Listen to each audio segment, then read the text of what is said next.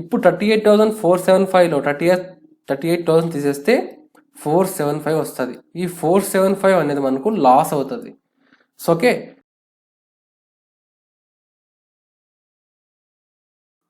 Hi friends, this is Manohar. Welcome back to our channel and most welcome to depreciation series. మనం previous వీడియోలో return down value మెథడ్లో ప్రాబ్లమ్ని ఎలా చేయాలి, అలాగే రిటర్న్ డౌన్ వాల్యూ మెథడ్ అంటే ఏంటి కంప్లీట్గా మీకు ఎక్స్ప్లెయిన్ చేశాను. ఎవరైనా ఆ వీడియో మిస్ అయ్యింటే కింద డిస్క్రిప్షన్ లింక్ ఉంటుంది, అలాగే పైన ఐకార్డ్స్లో లింక్ ఉంటుంది, అక్కడ నుంచి మీరు వీడియో చెక్ చేయండి. సో ఈరోజు ఈ వీడియోలో మీకు రిటర్న్ డౌన్ వాల్యూ మెథడ్లోనే ఇంకొక ప్రాబ్లం ఎక్స్ప్లెయిన్ చేయబోతున్నాను. సో ఎందుకు ఇంకొక ప్రాబ్లం చెప్తున్నానంటే, మీకు ఎగ్జామ్స్లో ప్రాబ్లంలో 2 లేదా ఎక్కువ మెషినరీస్ ఇచ్చినట్లయితే మీరు కన్ఫ్యూజ్ అవుతుంటారు. సో కన్ఫ్యూజ్ కాకుండా ఈరోజు నేను ఒక 2 మెషినరీస్ పర్చేస్ చేసినట్లు ఒక ప్రాబ్లం అయితే ఎక్స్ప్లెయిన్ చేయబోతున్నాను. మీరు స్కిప్ చేయకుండా లాస్ట్ వరకు చూసినట్లయితే మీ ప్రాబ్లం ఎలా చేయాలో కంప్లీట్గా ఒక ఐడియా అయితే వస్తుంది అనమాట. సో అలాగే మన ఛానల్కి ఎవరైనా సబ్స్క్రైబ్ చేసుకోవాలి, సబ్స్క్రైబ్ చేసుకోండి. అలాగే పక్కన ఉన్న బెల్ ఐకాన్ అయితే యాక్టివేట్ చేసి పెట్టుకోండి. నేను ఏ వీడియో అప్లోడ్ చేసినా మీకు నోటిఫికేషన్ ద్వారా వస్తే మీరు అక్కడ నుంచి చెక్ చేసుకోవచ్చు. సో ఓకే, సో ఏం మాత్రం నేర్చుకోకుండా ప్రాబ్లం నెంబర్ 2 అయితే వెళ్ళిపోదాం.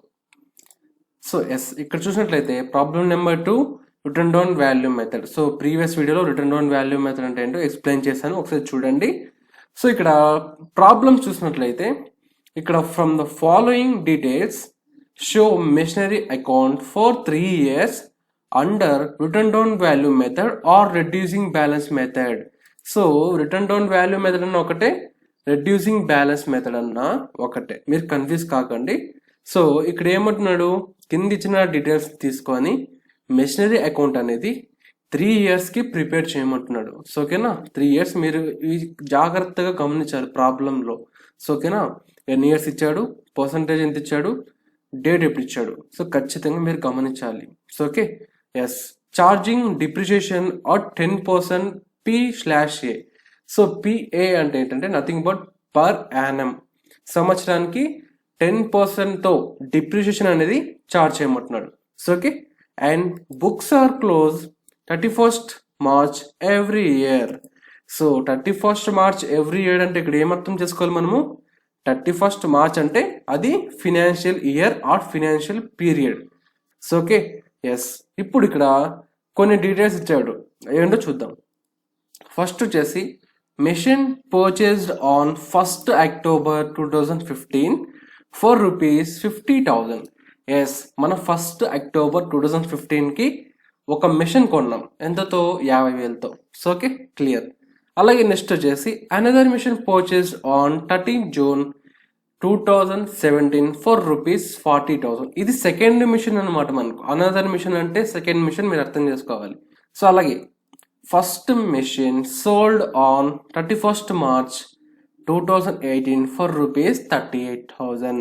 మనం ఇక్కడ మెషిన్ ఏదైతే 1st October 2015లో కొన్నామో దాన్ని మనము 2018లో ఫినాన్షియల్ పీరియడ్ ఎండ్ అయ్యేసరికి అమ్మేసాం, ఎంతతో, 38,000తో. మీరు డిప్రిషియేషన్ ప్రాబ్లం చేసేటప్పుడు ఒక పాయింట్ అనేది మీరు కంపల్సరీ గుర్తుపెట్టుకోవాలి. అదేంటంటే ఒక మెషిన్ అని అమ్మిన తర్వాత ఎంతకైతే అమ్మామో ఆ అమౌంట్ చూసుకోవాలి. దీన్ని మనము ప్రాఫిట్తో అమ్మామా, లాస్కి అమ్మామా అని కూడా మీరు ప్రాబ్లంలో చూపించాల్సి ఉంటుంది. ప్రాఫిట్ అని ఎలా కనుక్కోవాలి, లాస్ అని ఎలా కనుక్కోవాలంటే మీకు ఎక్స్ప్లెయిన్ చేస్తాను, మీరు జాగ్రత్తగా స్టెప్ బై స్టెప్ గమనించండి. సో ఓకేనా, ఇప్పుడు మనం ప్రాబ్లం అంటే ఏందో అర్థమైంది. ఇప్పుడు స్టెప్ బై స్టెప్ మనం ఎలా చేయాలో మీకు ఎక్స్ప్లెయిన్ చేస్తాం. సో ఓకేనా, ఇక్కడ మిషనరీ అకౌంట్ అని హెడ్డింగ్ ఇవ్వాలి మీరు కంపల్సరీగా, అలాగే డెబిట్, క్రెడిట్. ఇప్పుడు ఫస్ట్ మెషిన్ ఎప్పుడు కొన్నాం మనం, ఇక్కడ 1st October 2015 కదా. ఏదైనా మనం అసెట్ కొనే తర్వాత ఎంట్రీ ఏమొస్తుంది, మెషినరీ అకౌంట్ డేటా to cash or bank or creditors. So ఓకేనా, మీకు ప్రాబ్లంలో ఏమి ఇవ్వడు బ్యాంకు, క్యాష్, క్రెడిటర్స్ అని, మీరు బ్యాంక్ అనే అర్థం చేసుకోవాలి. సో ఓకే, ఇప్పుడు డెబిట్లో ఏం రాస్తాం మనము, బ్యాంక్ అకౌంట్ రాయాలి. సో మెషినరీ డెబిట్లో ఉంది కదా, డెబిట్లో మెషినరీ రాయకూడదు, ఆపోజిట్గా ఏది ఉందో అది రాయాలి. సో ఓకే, డేట్ వేసుకోండి, 1st October 2015. So okay, cool. ఇప్పుడు పర్టికులర్స్ కాలంకి వచ్చేసేయండి. ఇప్పుడు ఇక్కడ ఏం రాయాలి, 2తో స్టార్ట్ అవ్వాలి. సో ఓకేనా, ఇప్పుడు 2 బ్యాంక్ అకౌంట్ అని మెన్షన్ చేసి ఫస్ట్ మెషినరీ ఎంతతో కొన్నాం, 50,000తో కొన్నాం. అలాగే మీరు ఇంకో ఇంపార్టెంట్ పాయింట్, మీకు ప్రాబ్లంలో మెషిన్కి సంబంధించి ఏమన్నా రిపేర్స్ కానీ కరెక్షన్స్ కానీ ఇన్స్టాలేషన్ ఛార్జెస్ కానీ ఇచ్చినట్లయితే ఈ మెషిన్ వాల్యూలోకి యాడ్ చేసి టోటల్గా వేయాలి. అది మీరు లాస్ట్ ప్రాబ్లమ్స్ చూసినట్లయితే మీకు ఒక ఐడియా అయితే ఉంటుంది అనుకుంటున్నా. సో ఓకేనా. ఎస్, ఇప్పుడు మనం ఫస్ట్ మెషినరీ కొన్నాం కాబట్టి దాన్ని రికార్డ్ చేసాం. సో ఓకేనా. ఇప్పుడు ఈ 2015లో ఇక మనకు ఏ ట్రాన్సాక్షన్స్ లేవు కాబట్టి మనం డిప్రిసియేషన్ అనేది క్యాల్కులేట్ చేస్తే సరిపోతుంది. సో ఎప్పుడు క్యాల్కులేట్ చేస్తాం డిప్రిసియేషన్ అనేది? ఇయర్ ఎండింగ్కి, అంటే ఫినాన్షియల్ ఇయర్ ఎండింగ్కి ప్రిపేర్ చేస్తాం. ఎప్పుడు? 31st March 2016 వస్తుంది ఇక్కడ. సో ఓకేనా. ఇక్కడ 2015తో స్టార్ట్ అయింది ఫినాన్షియల్ ఇయర్. ఎప్పుడు ఎండ్ అవుతుంది? Next year 2016 March 31st end అయిపోతుంది. So okay, cool. ఇప్పుడు పర్టికులర్స్ కాలంలో డిప్రిసియేషన్ మీరు రాసేటప్పుడు ఎంట్రీ గుర్తుండాలి మీకు. ఎంట్రీ ఏమొస్తుంది ఇక్కడ? డిప్రిసియేషన్ అకౌంట్ డేటా to machinery account. So okay, ఇప్పుడు క్రెడిట్లో ఏముంది ఇక్కడ? క్రెడిట్లో వచ్చేసి మెషినరీ అకౌంట్ ఉంది. ఓకేనా. మెషినరీ అకౌంట్ రాయకూడదు. ఆపోజిట్ ఏముంది ఇక్కడ? డిప్రిసియేషన్ ఉంది, అది రాసుకోవాలి ఇక్కడ. So okay, cool. ఇప్పుడు బై డిప్రిసియేషన్ అకౌంట్ అని రాసుకుంటే సరిపోతుంది అనమాట. ఇప్పుడు ఎలా క్యాల్కులేట్ చేయాలి? ఇప్పుడు మీరు డిప్రిసియేషన్ క్యాల్కులేట్ చేసేటప్పుడు డేట్స్ ఆర్ మంత్స్ ఇంపార్టెంట్. ఇక్కడ ఇయర్తో సంబంధం లేదు, మనకు మంత్స్ ఇంపార్టెంట్. మీరు ఫినాన్షియల్ ఇయర్ ఎప్పుడు స్టార్ట్ అవుతుంది? 1st April కదా. 1st April కొట్టే నో ప్రాబ్లం, డైరెక్ట్గా మనం 1 yearకి క్యాల్కులేట్ చేసి వేసేయచ్చు. ఒకవేళ మీరు స్టార్టింగ్లో కొనుక్కోకుండా ఫినాన్షియల్ ఇయర్స్ మధ్యలో ఎక్కడైనా కొన్నప్పుడు అప్పుడు ఇబ్బంది అవుతుంది. మీరు జాగ్రత్తగా క్యాల్కులేట్ చేసుకోవాలి అప్పుడు. ఇప్పుడు ఇక్కడ మనం ఫస్ట్ అక్టోబర్ 2015లో కొన్నాం, అక్టోబర్లో కొన్నాం కదా. ఇప్పుడు మీరు అక్టోబర్ నుంచి ఫినాన్షియల్ ఇయర్ ఎప్పుడైనా అవుతుంది? మార్చ్ కదా. అక్కడ వరకు ఎన్ని మంత్స్ ఉన్నాయో క్యాల్కులేట్ చేసుకోవాలి. సో ఓకే, ఇప్పుడు అక్టోబర్, నవంబర్, డిసెంబర్, జనవరి, ఫిబ్రవరి, మార్చ్. సో ఓకే, ఈ 6 months మాత్రమే ఇప్పుడు డిప్రిసియేషన్ మనము క్యాల్కులేట్ చేయాలి. సో ఓకే, అర్థమవుతుంది కదా. ఎస్, ఇప్పుడు మనం 6 months క్యాల్కులేట్ చేయాలి. ఎలా చేయాలి? ఫస్ట్ అసెట్ వాల్యూ వేసుకోండి, తర్వాత ఇంటూ పర్సంటేజ్ ఇచ్చిన ప్రాబ్లంలో 10 కదా, ఈ 10 వేసుకోవాలి మీరు. 10/100 చేసి దాని తర్వాత ఇంటూ 6/12 చేయాలి. 6 months మాత్రమే డిప్రిసియేషన్ ప్రొవైడ్ చేయాలి కాబట్టి. సో ఓకేనా. ఇప్పుడు మనం క్లారిఫై చేద్దాం. ఎస్, ఇప్పుడు 50,000 అసెట్ వాల్యూ ఇంటూ ప్రాబ్లంలో ఇచ్చిన పర్సంటేజ్ వేసుకోవాలి, డివైడెడ్ బై 100 చేయాలి. ఎంత వస్తుంది? 5,000 వస్తుంది. సింపుల్, ఇది మీరు కూడా చేసేయచ్చు. ఇప్పుడు 5,000 వేయకూడదు, ఇది 1 year డిప్రిసియేషన్ కాదు, మనకు దీంతో 6 months మాత్రమే రావాలి. ఎంత వస్తుంది? 2,500 వస్తుంది. చేద్దాం. 6 డివైడెడ్ బై 12 ఎంత వచ్చింది? 2,500 కదా. ఈ అమౌంట్ మాత్రమే అమౌంట్ కాలంలో వేయాలి. So simple. Yes, 2,500. Okay, cool. ఇక్కడతో మనము డిప్రిసియేషన్ కూడా ప్రొవైడ్ చేసాం.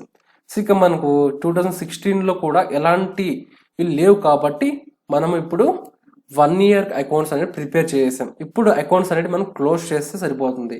క్లోజ్ చేసేటప్పుడు బ్యాలెన్స్ క్యారీ డౌన్ చేయాలి. ఎలా చేయాలి? ఏ సైడ్ ఎక్కువ ఉంది? డెబిట్ సైడా క్రెడిట్ సైడా? డెబిట్ సైడ్ ఎక్కువ ఉంది కాబట్టి ఈ సైడ్ ఉన్న అమౌంట్ని 2 sides క్యారీ చేయాలి. 50,000. ఈ క్రెడిట్ సైడ్ కూడా 50,000 మీరు వేసుకోవాల్సి ఉంటుంది. 50,000. సో ఓకే, ఇప్పుడు బ్యాలెన్స్ క్యారీ డౌన్ చేయాలి. సో సేమ్ డేట్ వస్తుంది, 31st March 2016 వస్తుంది. సో పర్టికులర్స్ కాలంలో బై బ్యాలెన్స్ క్యారీ డౌన్ అని రాసుకొని ఇప్పుడు 50,000లో నుంచి 2,500 లెస్ చేయాలి. సో చేద్దాం. సో ఓకే, 50,000 మైనస్ 2,500 ఎంత వస్తుంది? 47,500 వస్తుంది. ఈ అమౌంట్ మీరు ఇక్కడ వేసుకోవాల్సి ఉంటుంది, 47,500. సో ఓకేనా. ఇప్పుడు ఫస్ట్ ఇయర్కి ప్రిపేర్ చేస్తాం. ఇక మనం ఎన్ని ఇయర్స్కి ప్రిపేర్ చేయాలి? ఓన్లీ 2 years మాత్రమే. సో ఓకేనా. ఎస్, ఇప్పుడు లైన్స్ కూడా వేసేసాం. ఇప్పుడు నెక్స్ట్ ఇయర్కి వెళ్ళిపోవాలి. సో నెక్స్ట్ ఇయర్ డేట్ ఎప్పుడు స్టార్ట్ అవుతుంది మళ్ళీ? సో ఇక్కడ 1st April 2016. So okay, cool. ఇప్పుడు పర్టికులర్స్ కాలంలో ఏమని రాస్తారు అంటే చూద్దాం. టు బ్యాలెన్స్ బ్రాడ్ డౌన్ వేసుకోవాలి. సో ఇక్కడ ఏమేయాలి అమౌంట్ అంటే బ్యాలెన్స్ క్యారీ ఎంత వచ్చింది మనకు ప్రీవియస్ ఇయర్లో? 47,500. ఈ అమౌంట్ ఏంటంటే పైన మనం మెషినరీ కొన్నాం కదా, ఫస్ట్ మెషినరీ 50,000 పెట్టి, దాని వాల్యూ ఇప్పుడు 2016కి వచ్చేసరికి 47,500 ఉంది. సో ఇప్పుడు వెరీ వెరీ ఇంపార్టెంట్ ఏంటంటే, మనం ఇప్పుడు డిప్రిషియేషన్ ఈ అమౌంట్ మీద క్యాలిక్యులేట్ చేయాలి ఈ ఇయర్కి, సెకండ్ ఇయర్కి. సో ఓకే, అదే రిటర్న్ డౌన్ వాల్యూ మెథడ్ అంటే. సో ఓకేనా, ఇప్పుడు క్యాలిక్యులేట్ చేద్దాం. సో ఓకే, సో 2016లో మనము ఎలాంటివి కొనలేదు, 2017లో కొన్నాం కాబట్టి ఇప్పుడు మనము వేసేసుకోవచ్చు డిప్రిషియేషన్ అనేది. సో ఓకే, 31st మార్చ్ 2017కి వెళ్తాము ఇప్పుడు. ఓకేనా, ఇప్పుడు ఇక్కడ పర్టికులర్స్ కాలంలో బై డిప్రిషియేషన్ అకౌంట్ అని మెన్షన్ చేసి ఎంత ఇప్పుడు దేని మీద వేయాలి, 47,500 మీద క్యాలిక్యులేట్ చేయాలి 1 ఇయర్కి. సో ఓకేనా, ఇప్పుడు ఇంటూ 10/100 చేస్తే సరిపోతుంది. 10 అనేది ప్రాబ్లంలో మనకి ఇచ్చాడు, 10% అనేది ఇక్కడ. సో ఓకే, అదే వేసుకుంటాం. సో ఇప్పుడు ఎంత వస్తుంది క్యాలిక్యులేట్ చేద్దాం. సో దీని ఈ అమౌంట్ మీద కాబట్టి ఇంటూ 10 డివైడెడ్ బై 100 4,750 వస్తుంది. ఈ అమౌంట్ మీరు అమౌంట్ కాలంలో వేసుకోవాల్సి ఉంటుంది, 4,750. సో ఓకే, ఎస్, ఇప్పుడు మనము బ్యాలెన్స్ క్యారీ డౌన్ చేస్తే సరిపోతుంది అనమాట. సో ఓకేనా, సో చేద్దాం ఒకసారి.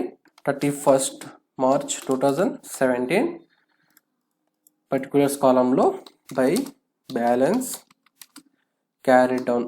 సో ఓకేనా, ఎస్. ఇప్పుడు ఏ సైడ్ ఎక్కువ ఉంది, డెబిట్ సైడ్ ఎక్కువ ఉంది. ఈ అమౌంట్ని 2 సైడ్స్ టాలీ చేసుకోవాలి, 41,500. సో క్రెడిట్ సైడ్ కూడా 47,500. ఇప్పుడు 47,500లో నుంచి 4,750 తీసేయాలి. సో ఓకే, తీద్దాం. సో ఎస్, ఇప్పుడు 47,500లో నుంచి మైనస్ డిప్రిషియేషన్ తీసేయాలి. సో ఎంత వస్తుంది, 42,750 వస్తుంది. ఈ అమౌంట్ని పర్టికులర్ అమౌంట్ కాలంలో వేసుకోవాల్సి ఉంది, 42,750నా, ఎస్ 750.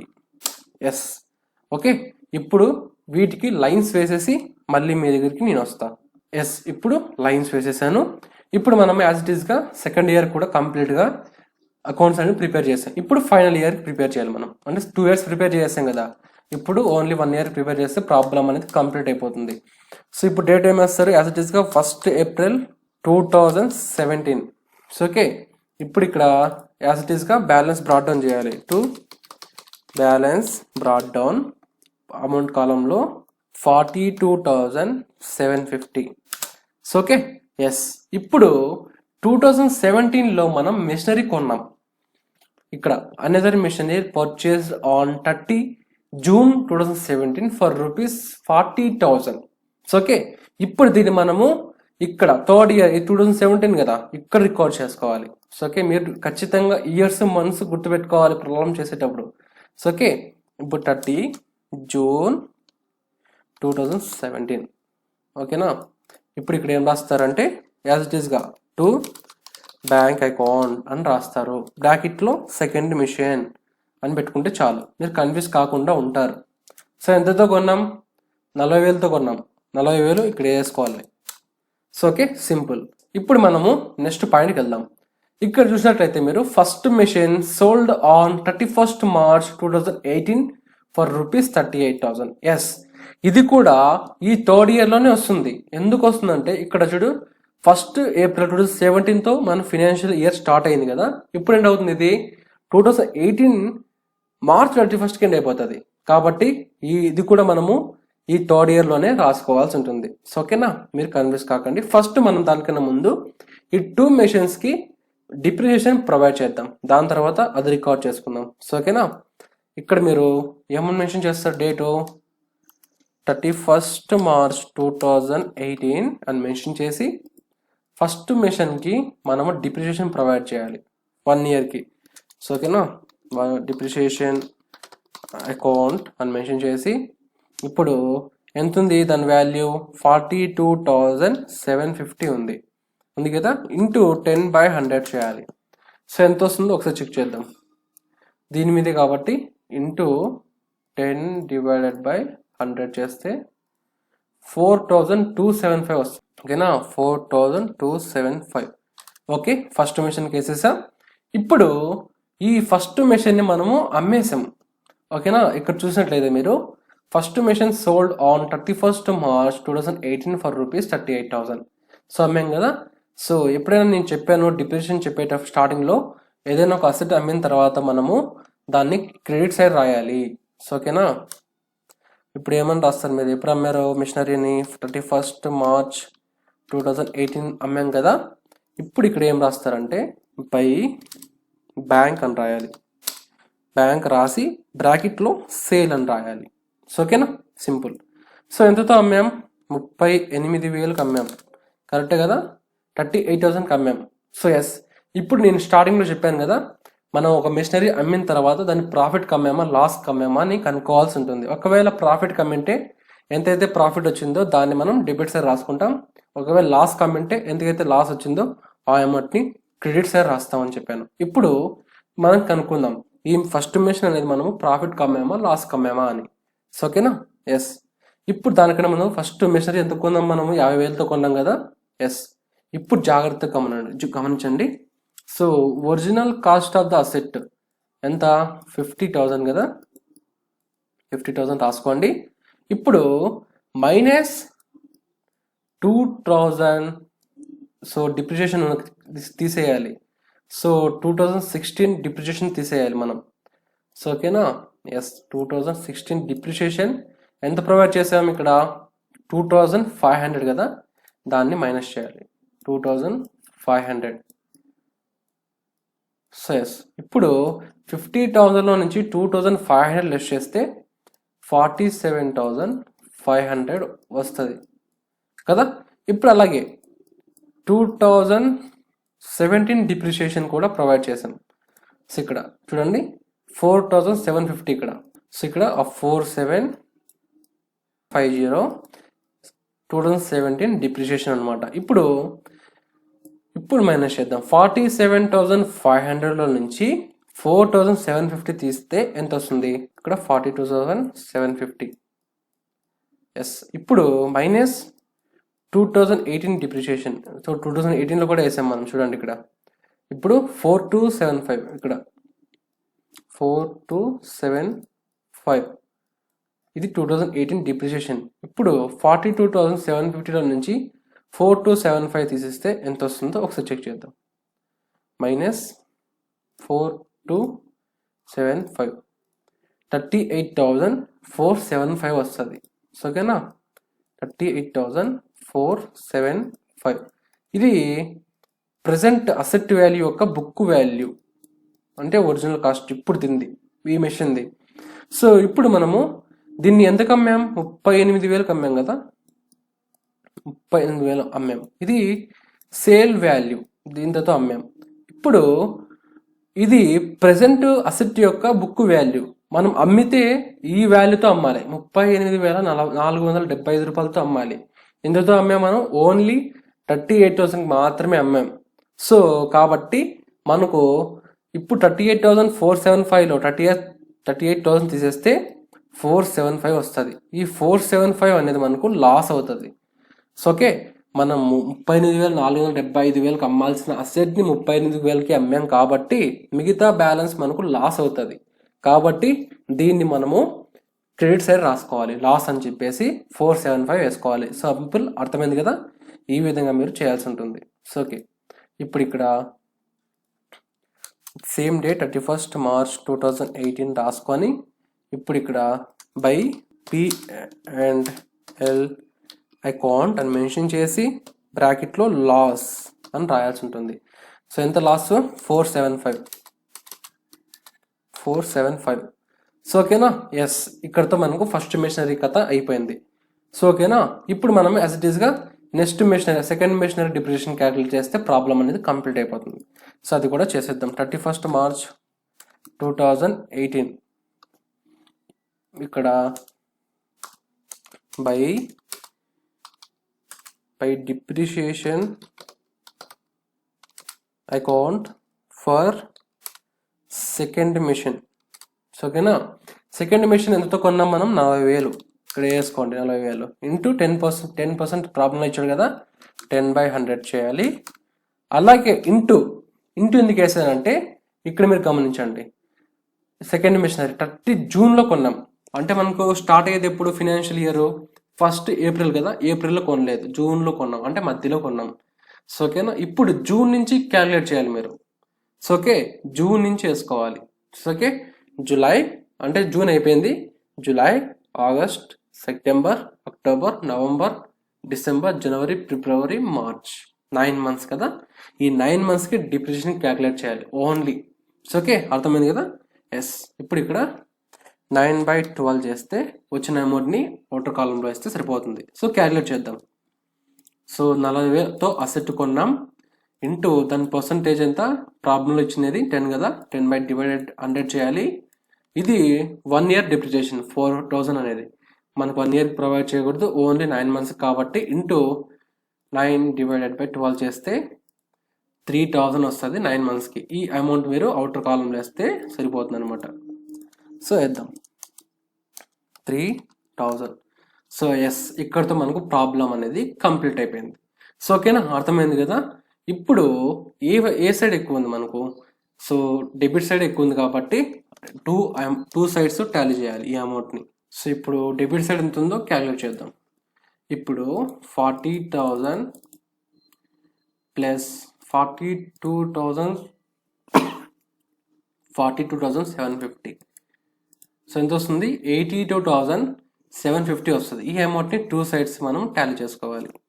82,750. ఎస్, ఇదే అమౌంట్ని క్రెడిట్ సైడ్ కూడా టాలీ చేసుకోవాలి. 82,750. ఎస్, ఇప్పుడు క్యారీ డౌన్ చేస్తే సరిపోతుంది. 31st March 2018 ఇక్కడ బై బ్యాలెన్స్ క్యారీ డౌన్ చేయాలి. సో మైనస్ చేద్దాం. సో క్రెడిట్ సైడ్ ఎంత ఉందో ఒకసారి క్యాలిక్యులేట్ చేద్దాం. 4,275 ప్లస్ 38,000 ప్లస్ 475 ప్లస్ 3,000. సో ఎంత వచ్చింది, 45,750 వచ్చింది క్రెడిట్ సైడ్. ఇప్పుడు ఈ 45,750ని 82,750 నుంచి లెస్ చేయాలి.